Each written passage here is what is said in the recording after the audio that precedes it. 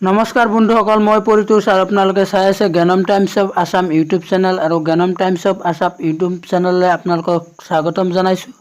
আৰু এইটো ভিডিঅ'ৰ যোগেদি আপোনালোকক জনাবলৈ পাই আছোঁ যে অহা 14 আৰু 15 নৱেম্বৰত ইটালীত বলিউডৰ তাৰকা ৰণবীৰ সিং আৰু দীপিকা পাডুকনৰ মাজত বিয়া পাশত আবদ্ধ হ'বলৈ গৈ আছে।